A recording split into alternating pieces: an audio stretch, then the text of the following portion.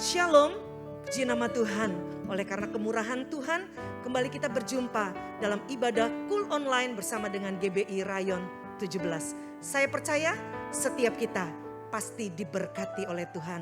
Oleh sebab itu mari bersama-sama kita mau bangkit berdiri, kita mau tinggikan nama Tuhan. Sebab Dia adalah Alfa dan Omega. Amin. Haleluya. Mari sama-sama kita bertepuk tangan buat Tuhan.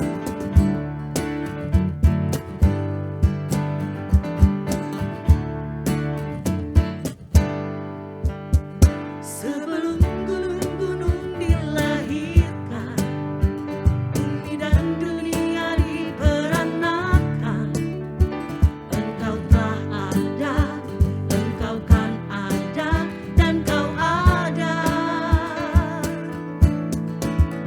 Sebelum kita lahir ke dunia, sampai kita nanti menutup mata, Engkau telah ada, Engkau kan ada selamanya. Bahkan dari selamanya sampai selama-lamanya, Engkaulah Allah, Engkaulah Tuhan. Bahkan dari selamanya sampai selama-lamanya, Engkaulah Alfa dan Omega. Bahkan dari selamanya sampai selama-lamanya, Engkaulah Allah, Engkaulah Tuhan. Bahkan dari selamanya sampai selama-lamanya, Engkaulah Alfa dan Omega. Amin. Kita percaya dari sampai selama-lamanya Dia tetap Tuhan. Sebelum gunung-gunung dilahirkan, bumi dan dunia diperanakan, Engkau telah ada, Engkau kan ada, dan Kau ada. Sebelum kita lahir ke dunia, sampai kita nanti menutup mata, Engkau tak ada, Engkau kan ada selamanya. Bahkan dari selamanya sampai selama-lamanya, Engkaulah Allah, Engkaulah Tuhan. Bahkan dari selamanya sampai selama-lamanya, Engkaulah Alfa dan Omega. Bahkan dari selamanya sampai selama-lamanya, Engkaulah Allah, Engkaulah Tuhan. Bahkan dari selamanya sampai selama-lamanya, Engkaulah Alfa dan Omega. Ya umat Tuhan, bahkan dari selamanya, Yes. sampai selama-lamanya, Engkaulah Allah, Engkaulah Tuhan. Bahkan dari selamanya sampai selama-lamanya, Engkaulah Alfa dan Omega. Bahkan dari selamanya sampai selama-lamanya, Engkaulah Allah, Engkaulah Tuhan.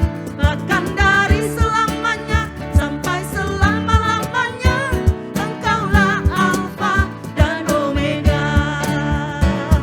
Dari selamanya sampai selama-lamanya, Engkaulah Allah, Engkaulah Tuhan. Bahkan dari selamanya sampai selama-lamanya, Engkaulah Alfa dan Omega. Katakan, Engkaulah Alfa dan Omega. Engkaulah Alfa dan Omega.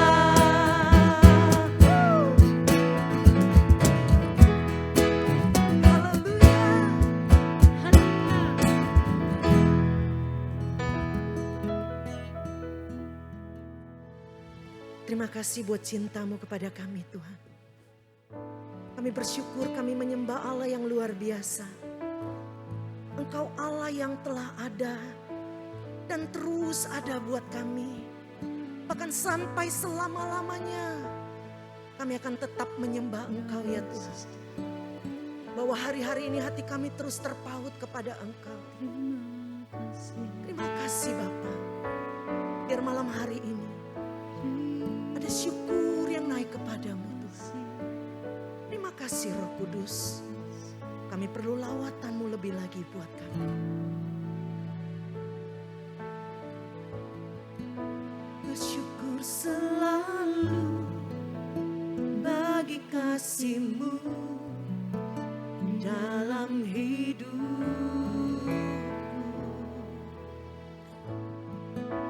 dan takkan ku ragu atas rencana-Mu untuk masa depanku. Sebagai Bapa yang baik, takkan pernah Kau melupakanku. Sebagai Bapa yang sangat baik, takkan pernah Kau meninggalkanku. Ku kan menari dan bersuka karena-Mu,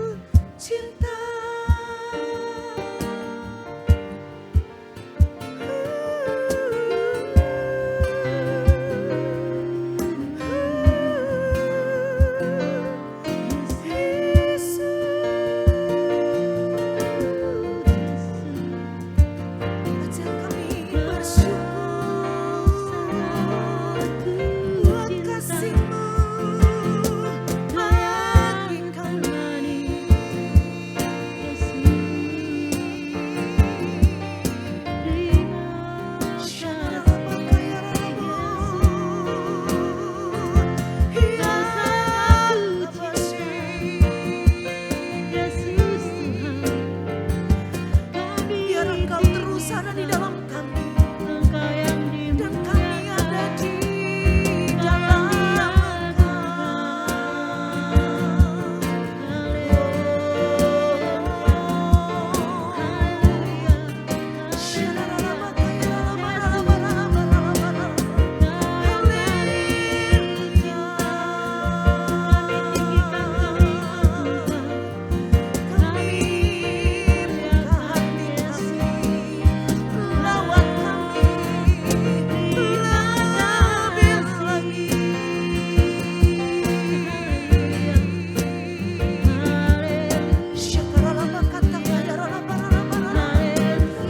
biar ada aliran-aliran kasih itu mengalir di tengah-tengah umatmu saat ini Tuhan.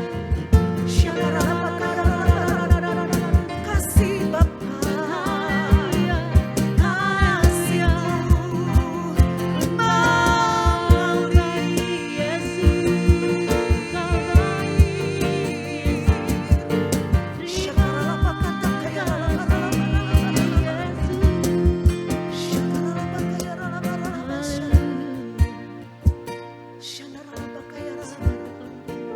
biar setiap kami boleh merasakan Engkau hadir.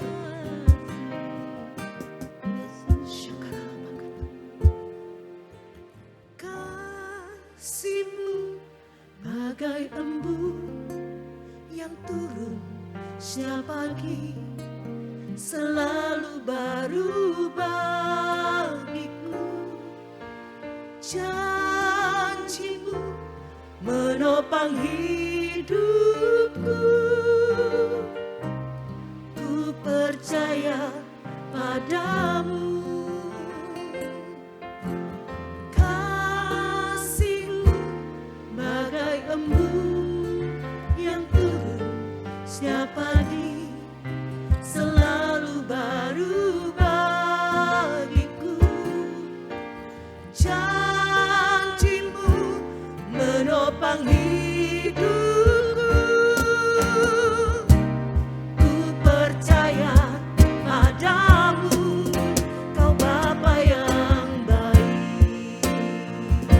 Mari umat Tuhan bersama-sama katakan, kasih-Mu bagai embun yang turun setiap pagi, selalu baru bagiku. Janji-Mu menopang hidupku. Ku percaya padamu, Kau Bapa yang baik. Sekali lagi angkat suaramu dan katakan, kasih-Mu bagai embun yang turun setiap pagi, selalu baru bagiku. Janji-Mu menopang hidupku. Ku percaya padamu, Kau Bapa yang baik. Katakan, Kau Bapa yang baik. Kau Bapa yang baik.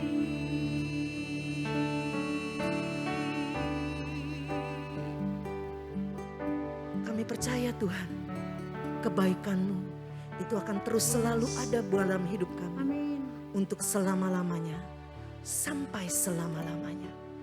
Di dalam nama Tuhan Yesus. Amin. Shalom, apa kabar saudara? Saya berharap Anda tetap bersemangat di tengah suasana yang seperti sekarang ini. Kita tidak boleh takut karena nanti saudara bukan sakit karena virus, tetapi kita sakit karena depresi, karena kita ketakutan. Nah, sambil kita bersama-sama di dalam ibadah kita masing-masing di rumah, kita akan menikmati berkat Tuhan melalui pemberitaan firman Tuhan pada saat ini. Saudara dikasih Tuhan, di dalam Injil Lukas 9, 23 sampai 26. Saya akan baca di dalam terjemahan Alkitab yang mudah dibaca. Kalau kita membaca Alkitab di dalam berbagai versi itu tujuannya bukan sok-sokan kita jadi sombong, bukan. Tetapi tujuannya untuk menjelaskan apa sih sebetulnya maksud daripada perkataan Tuhan ini. Contoh misalnya gini, saya telah melewati lawang. Kan tidak semua orang mengerti arti kata lawang. Lihat terjemahan lain dikatakan saya telah memasuki pintu itu. Oh, lawang itu artinya pintu. Nah, tujuannya begitu saja, saudara. Di dalam Alkitab yang mudah dibaca atau AMD, dikatakan di dalam Injil Lukas pasal yang ke-9, ayat yang ke-23. Kalau sudah dapat, Anda punya Alkitab di dalam bahasa AMD silakan, tapi kalau saudara mau baca dalam terjemahan baru juga silakan. Kemudian Yesus berkata kepada mereka semua, jika kamu ingin menjadi pengikutku, kamu harus berhenti memikirkan dirimu sendiri. Dan apa yang kamu ingini, kamu harus memikul salib, supaya bisa mengikuti aku. Jika kamu mencoba menyelamatkan hidupmu, kamu akan kehilangannya. Tetapi jika kamu menyerahkan hidupmu karena aku, kamu akan diselamatkan. Apa untungnya kamu memiliki seluruh dunia ini jika kamu sendiri musnah atau kehilangan segala sesuatu?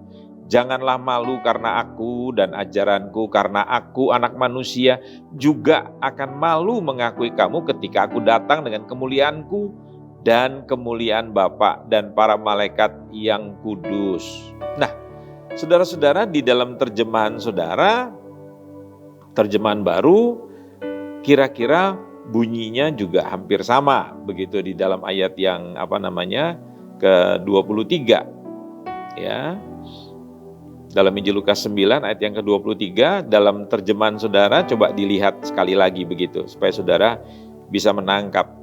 Ya, saya suka membaca terjemahan bahasa sehari-hari, terjemahan sederhana Indonesia, terjemahan Alkitab mudah dibaca itu tujuannya adalah untuk menjelaskan.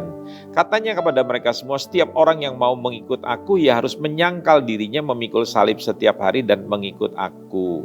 Ya, di dalam terjemahan Alkitab itu, jika kamu ingin menjadi pengikutku, kamu harus berhenti memikirkan dirimu sendiri dan apa yang kamu ingini.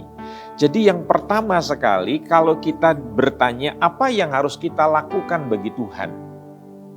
Untuk keselamatan saudara nggak perlu melakukan apa-apa, karena Tuhan sudah menyelesaikan di atas kayu salib. Tetapi untuk saudara hidup berjalan di dalam Kristus itu, saudara mesti bayar harga. Untuk menerima janji, saudara juga mesti bayar harga. Saya beri contoh begini. Tuhan itu memberikan anugerah buat saya. Kemampuan untuk saya menjadi orang yang luar biasa.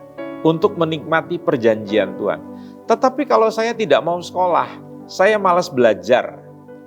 Sekolah jam 7, kadang-kala saya datang jam 10. Sekolah selesai jam 3 sore, jam 1 saya sudah kabur. Begitupun saya kerja. Kerja jam 8, saya datang jam 11. Kerja pulang jam 5, saya jam 3 sudah kabur. Kadang-kala saya kerja, kadang-kala saya nggak kerja. Saya pikir kita tidak akan pernah dipromosikan, saudara-saudara. Tuhan itu memberikan aturan di dalam kehidupan ini bukan untuk mempersulit, bukan untuk membatasi saudara. Tetapi aturan itu dibuat tujuannya adalah untuk memerdekakan saudara. Saya beri contoh. Kalaupun saya di sebuah kota, ya katakanlah saya sedang di Lampung begitu. Mobil yang saya bawa itu plat nomornya adalah bukan plat nomor Lampung tapi Jakarta. Tetapi saya mempunyai surat domisili di Provinsi Lampung, di sebuah tempat begitu. Tatkala diperiksa, saya nggak perlu takut. Dia akan bilang, Bapak pendatang atau memang sudah tinggal di sini? Saya akan bilang, saya penduduk DKI Jakarta, tapi saya sedang tinggal di Lampung. Ini surat izin domisili saya selama 1 bulan. Saya tidak perlu takut. Saya naik kendaraan begitu, ada pemeriksaan polisi, SIM diperiksa, surat-surat diperiksa. Saya tidak perlu lari. Jadi Anda yang ikut aturan itu justru membuat kita itu menjadi aman, menjadi merdeka, menjadi tenang di dalam kehidupan ini. Jadi aturan itu bukan untuk mempersulit saudara. Itu sebabnya Alkitab mengatakan peraturan pertama ini setiap orang percaya yang hidup di dalam kerajaan Allah harus belajar menyangkal diri sendiri. Katakan bersama dengan saya, menyangkal diri sendiri. Ya, di dalam terjemahan Alkitab mudah dibaca itu dikatakan kamu harus berhenti memikirkan dirimu sendiri dan apa yang kamu inginkan. Wow. Karena musuh terbesar di dalam hidup saya dan dalam hidup saudara seperti yang saya seringkali katakan, itu adalah bukan orang lain. Musuh saudara itu bukan orang lain. Tuhan tidak pernah berfirman, taklukkanlah orang lain. Dia berkata dalam Kejadian 1 itu adalah menaklukkan dunia. Kita tidak perlu berkompetisi, bersaing dengan orang lain. Sebab orang lain itu bukan musuh kita. Saya tidak berusaha untuk menjadi seorang gembala yang hebat di dalam lingkungan gereja kita. Saya tidak ingin bersaing dengan seorang pengusaha. Enggak perlu, saya jadi diri saya sendiri. Saya akan stres kalau saya belajar menjadi seperti seorang bule. Lawang saya ini keturunan Pak Le loh, bukan keturunan bule. Sehingga saya tidak perlu, mungkin ya rambut saya bisa dicat, bisa pirang gitu loh. Tapi kan alis saya tidak serta-merta jadi pirang. Apalagi bulu ketiak saya kan tidak otomatis jadi pirang. Anda bisa mengoperasi hidung Anda supaya tinggi seperti orang-orang di Timur Tengah sana. Tapi kan saudara tidak bisa memanjangkan kaki saudara sehingga saudara bisa tinggi seperti mereka di atas tingginya 180 begitu. Ya. Keinginan-keinginan diri saudara itu perlu dimatikan. Ya, ego kita bukan dikeluarkan. Ego kita tetap ada, tetapi dia ditaklukkan. Supaya apa? Supaya ego kita itu bukan menjadi penguasa dalam hidup kita. Tapi Kristus yang menjadi penguasa. Nah itu sebabnya dikatakan kita harus menyangkali diri kita, daging kita, keinginan kita, ego kita. Nah itu yang membuat kita hidup itu menjadi enak.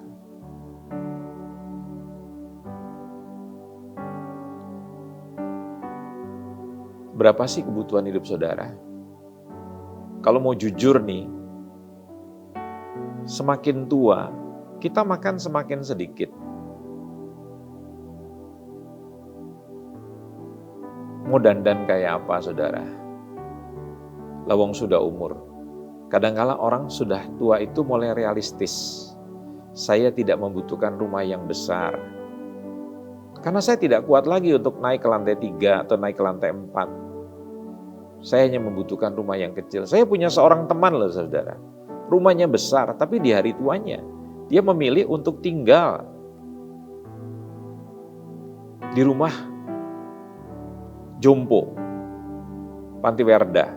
Kenapa? Karena di situ dia merasa dia punya teman-teman bisa ngobrol. Bayangin dari rumah yang besar dia tinggal di kamar yang kecil berdua dengan teman yang lain. Hidup itu kan menurut Injil Matius pasal yang ke-6. Carilah dulu kerajaan Allah dan kebenarannya. Yang pertama itu hidup itu prioritasnya adalah Tuhan. Kemudian dikatakan bahwa yang kedua itu adalah hubungan. Hidup lebih penting daripada makanan. Hidup itu dipakai kata bahasa aslinya. Artinya hubungan. Ya. Hubungan dengan siapa? Hubungan dengan orang-orang yang terutama hubungan saya dengan istri, hubungan saya dengan suami, hubungan saya dengan anak-anak, hubungan saya dengan orang tua, itu harus harmonis. Hubungan saya dengan ipar-ipar saya, karena dia adalah adik kakak daripada pasangan saya, itu harus harmonis. Simple, hidup itu sebetulnya simple. Kenapa Anda sering bertengkar? Karena Anda selalu memikirkan diri Anda. Anda tidak pernah berdiri di dalam posisi orang yang saudara tidak sukai. Kemampuan empati kita itu rendah sekali, makanya kita selalu konflik. Contoh misalnya begini, kenapa perempuan itu tertarik dengan kita dulu sebelum kita menikah? Karena dia merasakan di antara semua banyak orang, Pria ini selalu memperhatikan saya. Sebentar-sebentar telepon, sebentar-sebentar telepon. Dan selalu memberikan kata-kata yang indah. Kamu tahu nggak? Hidup ini tanpa dirimu, saturasiku langsung drop dari 96 menjadi 76. Ya. Sebelum menikah itu bisa kata-kata indah seperti begitu. Ya. Kita bisa mengatakan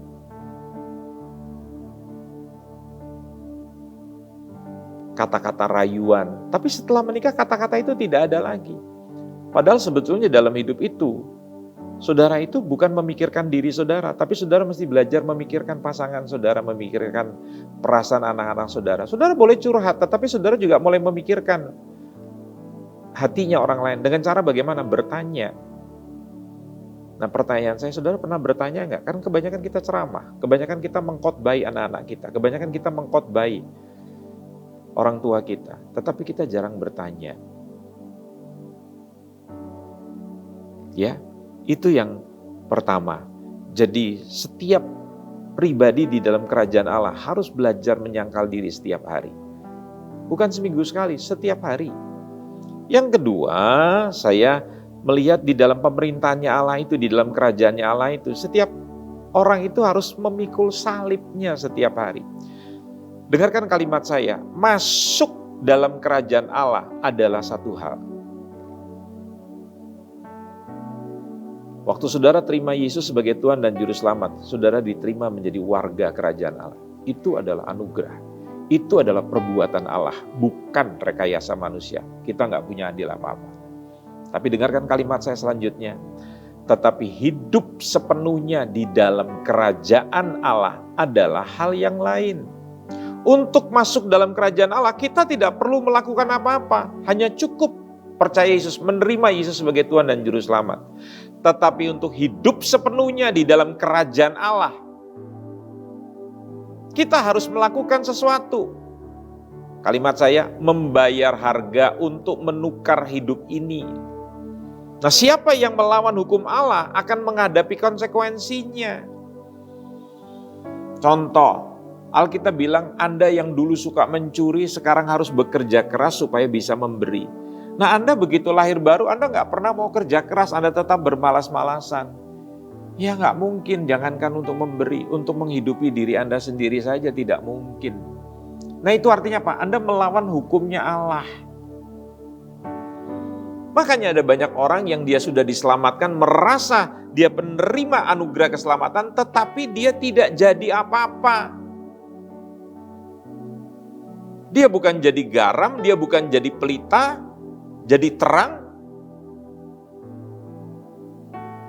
Dia bukan garam tapi garang.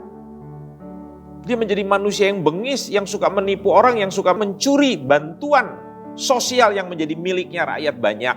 Masa jadi Kristen tapi jadi maling? Nah, itu sebabnya saya bilang kita harus belajar memikul salibnya setiap hari. Jadi tidak hanya menyangkal ego kita, tetapi di sini kita dikatakan harus memikul salibnya setiap hari. Mari kita lihat apa yang Yesus katakan. Anda periksa ya ayatnya sendiri ya. Masa setiap firman mesti dikasih tahu alamatnya di mana? Coba dong belajar cari. Kadang-kadang saya kalau mengingat syair lagu gitu saya lupa judulnya apa. Saya ketik aja kata-kata yang ingat, saya ketik di Google gitu, nanti keluar judul lagunya apa. Nah, saya akan ingatkan kata-katanya, nanti saudara coba cari, googling sendiri begitu. Sebab barang siapa malu karena aku dan karena perkataanku, anak manusia juga akan malu karena orang itu. Apabila ia datang kelak dalam kemuliaannya dan dalam kemuliaan Bapa dan malaikat-malaikat kudus. Artinya apa, saudara-saudara? Di dalam kita mengikuti Yesus itu, kita tidak boleh malu menyatakan siapa diri kita. Saya kadang-kala sedih ya, kalau saya pergi ke Sumatera Utara, terutama di Pulau Nias. Saya jarang melihat orang Kristen itu makan itu berdoa. Sampai saya mengatakan begini, kok kalian makan gak berdoa? Ini maksudnya kalau di tempat umum ya, di rumah makan, di kedai-kedai, di restoran, mereka tidak berdoa. Dan itu hampir rata-rata. Mereka malu memperlihatkan siapa dirinya sebagai seorang anak-anak Tuhan. Bahkan ayat ini mengatakan kalau kamu malu, artinya apa? Kita tidak mau menanggung sengsara, kita malu dikata-katai orang. Kalau orang tahu kita ini Kristen muridnya Tuhan, kita malu. Saya tidak perlu pakai kalung salib, tidak perlu pakai cincin salib. Mobil saya tidak perlu ditandai dengan tanda-tanda salib. Tapi kita sendiri hidup tidak mau tersalibkan. Ingatlah ya, Yesus itu bisa tersalib karena ada orang lain yang dipakai oleh Bapa untuk menyalibkan dia. Saudara tahu dalam hidup untuk saudara belajar menjadi orang sabar, mesti ada orang yang membuat saudara tidak sabar. Saudara berkata bahwa saya itu mengucap syukur di dalam segala perkara. Iya, saudara semuanya dalam keadaan baik. Tapi sekarang pada waktu omset saudara menurun dalam situasi ekonomi yang seperti begini karena dampak dari pandemi. Saudara mengalami pengurangan gaji, saudara dirumahkan. Pertanyaan saya, saudara masih bisa mengucap syukur enggak? Paulus itu berkata begini, aku tahu apa itu kelimpahan dan aku tahu itu apa namanya kekurangan. Ada banyak orang selalu beranggapan kalau hidup dalam Tuhan itu tidak mungkin akan mengalami penurunan, tidak mungkin akan mengalami pengurangan. Kenapa Anda nggak bilang sekalian kalau orang hidup dalam Tuhan nggak mungkin bisa mati? Saya hanya ingin ingatkan kepada saudara, kalau saudara sekarang punya hubungan yang baik dengan pasangan saudara, saya ingatkan, satu hari kalau nggak kita yang pergi duluan, pasangan kita akan pergi duluan. Sama seperti yang saya alami. Istri yang saya cintai itu pulang ke rumah Bapak. Dan itu membawa luka, kesedihan yang dalam buat kami sekeluarga. Istri yang begitu baik, yang telah menolong saya, telah mengangkat hidup saya. Tuhan berikan pendamping yang luar biasa. Saudara harus menyadari bahwa satu hari orang-orang yang kita cinta itu akan pergi meninggalkan kita di dalam kematian. Nah saya tanya, apakah itu tidak akan menimbulkan luka, tidak menimbulkan kesedihan? Nah dalam hidup ini juga saudara perlu belajar, ada orang-orang yang akan datang dan pergi. Dan tidak selamanya orang itu akan bersama-sama dengan kita. Dan saudara harus menerima kenyataan seperti ini. Kalau tidak, saudara akan isinya kecewa. Saudara tidak bisa melarang orang menilai saudara. Walaupun kita belajar nilai itu, kita tidak boleh menghakimi orang, kita tidak boleh menilai orang. Itu adalah orang yang dewasa, yang tidak mau mengukur orang lain dengan ukuran kita. Saya makan sayur tapi tidak makan daging misalnya begitu. Saya tidak bisa menghakimi orang, kok kamu nggak makan daging? Bagaimana kamu bisa punya energi? Bagaimana kamu bisa punya kekuatan? Oh kamu itu nggak benar. Nggak boleh saudara-saudara. Kalau dia hidup dengan keyakinannya silakan saja. Tetapi kita tidak bisa melarang orang untuk menilai kita, menghakimi kita, mengatakan yang buruk tentang kita. Nah itu salib yang saudara harus terima. Saudara melakukan kebaikan tetapi saudara difitnah. Gak perlu membalas yang jahat dengan yang jahat. Kita ini kan ahli melakukan kejahatan, terutama terhadap orang yang jahat. Kita juga ahli melakukan kebaikan terhadap orang yang baik dengan kita. Tapi itu bukan nilai Kristen, itu bukan ajaran daripada kerajaan Allah. Ajaran kerajaan Allah apa? Anda belajar membalas yang baik terhadap yang jahat. Tatkala orang meminta Anda berjalan 1 mile, Anda sudah berjalan 2 mile. Itu artinya apa? Orang Kristen itu belajar punya inisiatif. Tatkala orang bebas mengisap rokok, saudara tidak mengisap rokok. Itu adalah penyangkalan diri, saudara-saudara. Sakit loh. Orang lain bebas nonton pornografi, tapi kita nggak bebas nonton pornografi. Itu menyangkal daging kita. Sakit nggak? Sakit, itu salib. Saudara direndahkan orang lain. Saudara dihina oleh orang lain. Sakit nggak? Itu sakit. Itu salib yang harus saudara pikul setiap hari. Nah kalau saudara bisa punya kemampuan untuk menderita seperti Ayub bilang, aku itu lahir telanjang dan aku juga mati telanjang. Artinya apa? Saudara tidak pernah mempertahankan hak. Saudara tahu bahwa saudara bisa punya jam tangan, saudara bisa punya cincin, saudara bisa pakai baju yang bagus. Itu semua pemberian Tuhan. Dan waktu saudara mati tahu, nggak ada satu pun yang saudara bawa. Tahukah saudara, waktu orang kena COVID, dia akan dikuburkan dengan pakaian terakhir. Tidak bisa didandani, tidak bisa diberikan pakaian yang luar biasa. Tetapi istri saya kemarin mendapatkan sebuah privilege, mendapatkan sebuah keistimewaan. Pihak rumah sakit bertanya kepada saya, Pak Andreas, maukah ibu diberikan pakaian terakhir dan diberikan aksesoris? Nanti kami akan gantikan. Dan yang kedua, Pak Andreas diizinkan melihat ibu untuk terakhir kalinya dengan menggunakan APD lengkap. Nah, itu adalah keistimewaan. Tetapi tahukah, orang mati karena COVID akan memakai pakaian yang terakhir dia pakai. Tidak diberikan kesempatan untuk berganti pakaian. Bahkan seperti Pak Luhut Binsar Panjaitan mengatakan, orang-orang yang mempunyai kekayaan sekarang tidak bisa mendapat kesempatan untuk memilih kamar yang bagus. Karena semua kamar penuh. Dan ada banyak pejabat yang mati karena kekurangan oksigen, karena oksigen langka. Kalau saudara menyadari bahwa hidup ini bukan hanya bicara soal kelimpahan, tapi juga bicara tentang salib, bicara tentang penderitaan. Saudara akan selalu belajar menjadi orang yang ikhlas. Menjadi orang yang selalu bersyukur. Bukan bersyukur dalam keadaan baik saja, tapi dalam keadaan tidak baik, Anda bersyukur. Apa yang Anda sedang rasakan pada hari-hari ini? Anda sakit. Anda sedang menderita. Kesakitan yang terbesar bukan karena sakit itu. Bukan karena tubuh Anda sedang mengidap kanker.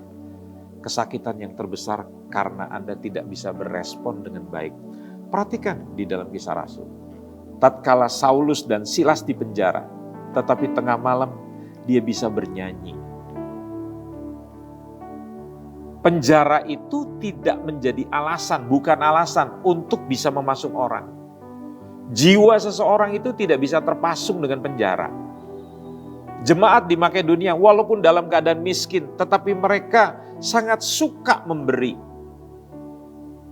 Mereka selalu bersukacita, padahal mereka dalam keadaan miskin, kekurangan yang amat sangat.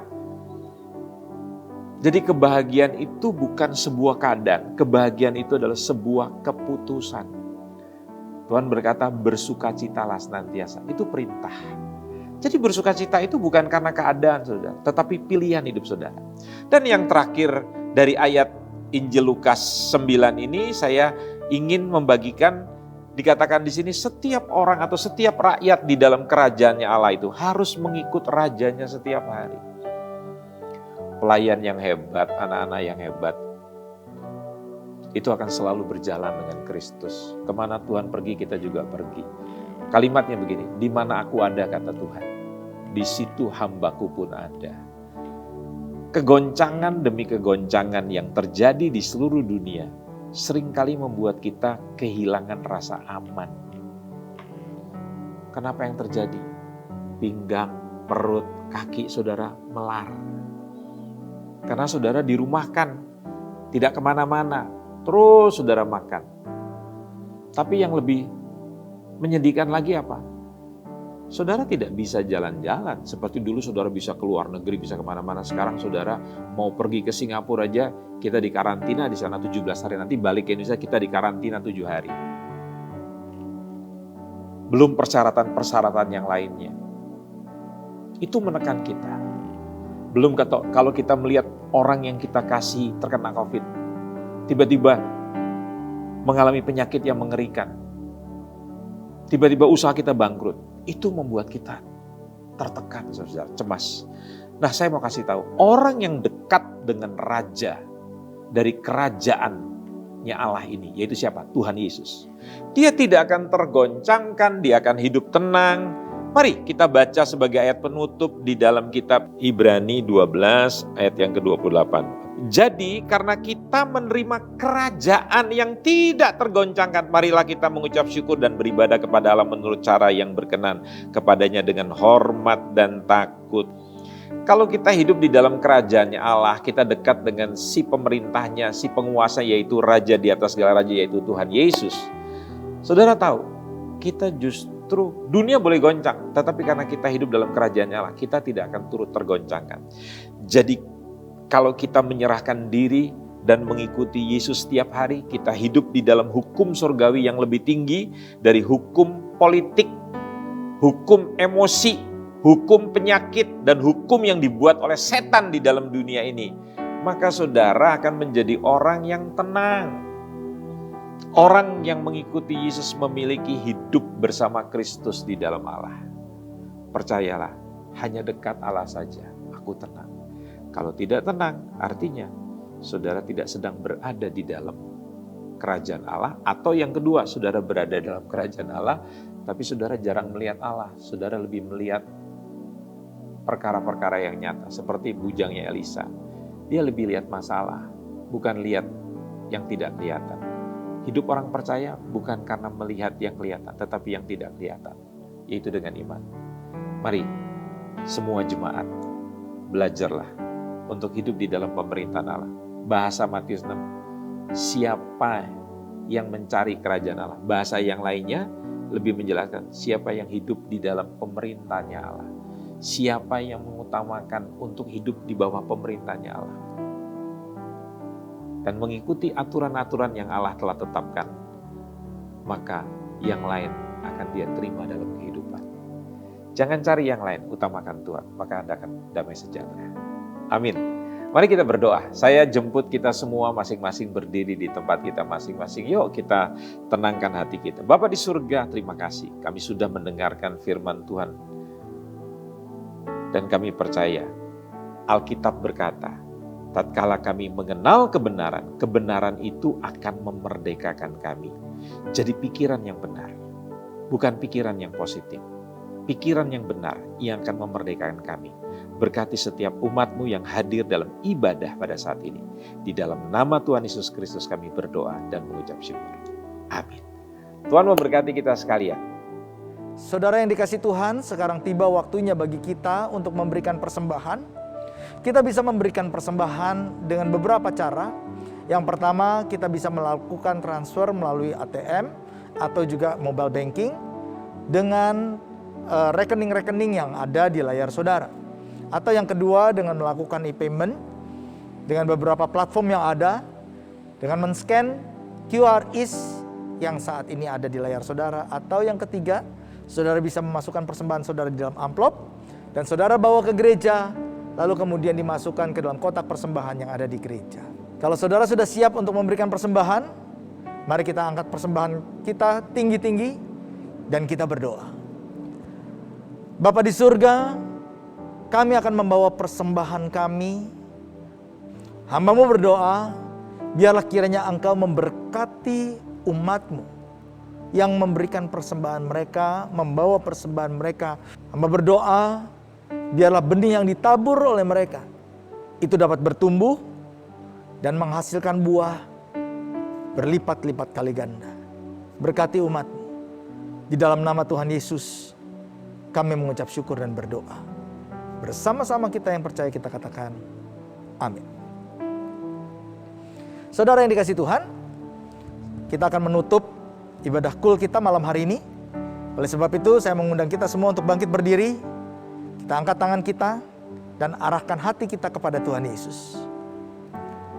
Tuhan memberkati engkau dan melindungi engkau. Tuhan menyinari engkau dengan wajah-Nya dan memberikan kasih karunia. Dan Tuhan menghadapkan wajah-Nya kepadamu dan memberikan damai sejahtera yang melampaui segala akal.